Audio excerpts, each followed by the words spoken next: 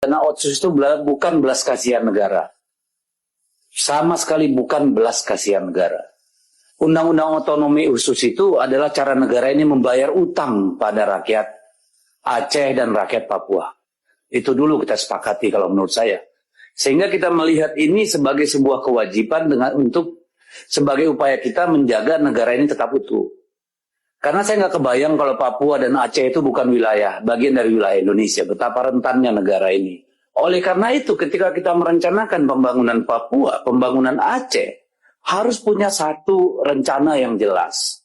Tahapan-tahapannya jelas. Persoalan yang terjadi sekarang tidak melulu karena kesalahan pusat. Kesalahan elit daerah juga banyak sekali. Nggak tahu bagaimana kelakuan elit-elit Aceh dan elit-elit Papua. Nggak kurang-kurangnya jeleknya.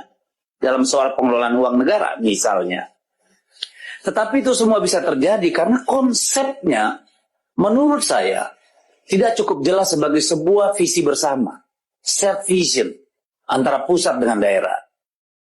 Ini harus utuh melihat wilayah ini mau kita apain kalau menurut saya. Menghadirkan keadilan seperti apa? Keadilan distributif, keadilan esensial, keadilan anggaran. Karena tanpa itu, misalnya Papua akan selalu tertinggal, Pak. Karena mungkin lebih besar APBD satu kabupaten kota di Jawa daripada satu provinsi di Papua misalnya. Ini kan persoalan. Saya melihat misalnya sekarang di Papua itu kebun swasta, Pak, 236.000 hektar ya.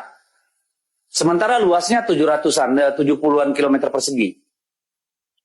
Hanya butuh 1-2 tahun lagi saya kira habis tuh wilayah. The next Kalimantan itu akan jadi Papua itu.